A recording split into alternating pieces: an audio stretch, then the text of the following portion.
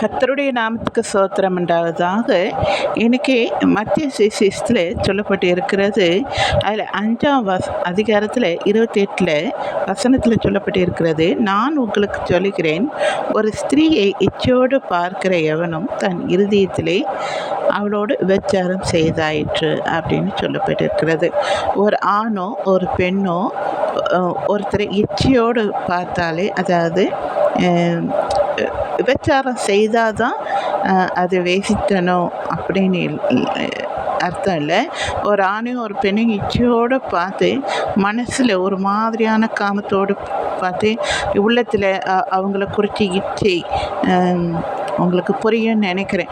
அந்த சிந்தனை கேடு உள்ளதுன்னு ஆண்டவர் சொல்கிறார் இல்லையா, அந்த மாதிரியான இச்சைகள்லாம் நமக்குள்ளே இருக்கக்கூடாது.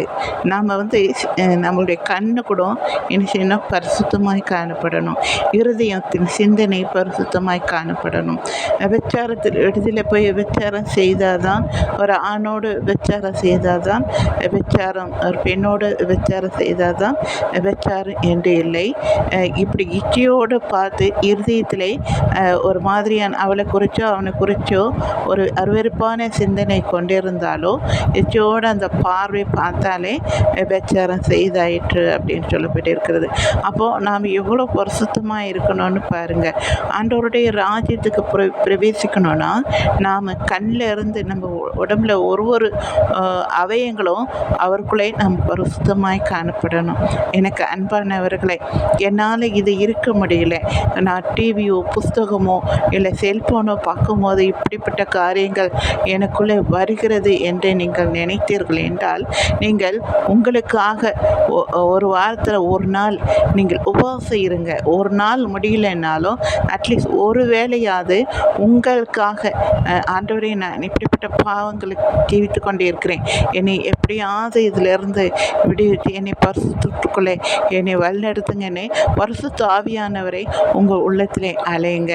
எனக்குள்ளே இந்த கண்ணின் இச்சைகள், எனக்குள்ளே இருதயத்தில் சிந்தனைகளை, எனக்குள்ளே எல்லாவற்றையும் எடுத்து போட்டு உண்மை போல என்னை பரிசுத்தமாய் மாற்றுங்க என்று சொல்லி உங்களுக்காக உபவாசத்தோடு நீங்கள் என்ன செய்யுங்க, ஒரு வாரத்தில் ஒரு நாள் உண்மையாய் உபவாசத்தோடு இருந்து நீங்கள் ஆண்டவரிடத்துல நீங்கள் என்ன செய்யுங்க, முழங்கால் படிட்டு ஜெபித்துட்டு அதுக்கு பிறகு சாப்பிடுங்க.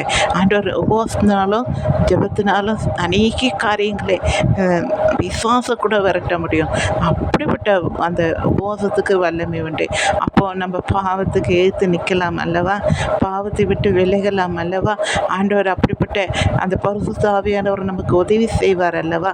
நம்ம உள்ளத்திலே அவர் வந்து விட்டால் நாம் பரிசுத்தமாக இருப்போம். அப்போது அவருக்கு நீங்கள் உங்கள் உள்ளத்தில் இடம் கொடுங்கள். பரிசுத்த ஆவியானவர் என் உள்ளத்திலே வாருங்க என்று அனுதினமும் நீங்கள் ஜெபித்து ஆண்டவரை அலைங்க. ஆண்டவர் உங்களை உள்ளத்திலே வாசம் பண்ணுவார். அப்போ உங்களுக்குள்ளே இருக்கிற அசுத்தமான காரியங்கள் எல்லாம் வெளியே போகும். நீங்கள் பரிசுத்தமாய் ஆண்டவருக்கு பிரியமாய் ஆண்டவரை போல எல்லாவற்றிலும் பரிசுத்தமாய் வாழ அந்த பரிசுத்த ஆவியானவர் உங்களுக்கு உதவி செய்வார். தெரியுங்களா, உங்களுக்காக நான் இப்பொழுது ஜெபிக்கிறேன். எங்களை நேசித்து வழிநடத்துகிற எங்கள் அன்பு தகப்பனே, அப்பா, யாரெல்லாம் இந்த அசுத்துக்களை இச்சையிலே விழுந்து கிடக்கிறார்களோ அப்பா, அவர்கள் எல்லாம் முழங்கால் படியிட்டு இந்த நேரத்தில் பாவ உணர்வை பெற்று இந்த இடத்துல கண்ணீரோடு ஆண்டவரே என்னுடைய பாவங்களை மன்னிங்க என்று சொல்லி மன்னிப்பு கேட்கிறார்களோ, பரிசுத்த ஆவியானவர் உள்ளத்திலே கூப்பிடுகிறார்களோ அப்பா, அவர்களை எல்லாம் ஆண்டவரை நேர் பரிசுத்தப்படுத்தும். பரிசுத்த ஆவியானவர் அவர் உள்ளத்திலே வாருங்க, அவர் உள்ளத்திலே தாங்கி அவர்களை பரிசுத்தப்படுத்துங்க. எல்லாவது இச்சைக்கும் விலைக்கு காத்துக்கொள்ளுங்க. இயேசு மூலமாக கேளும் பிதாவே, ஆமென். தேங்க்யூ.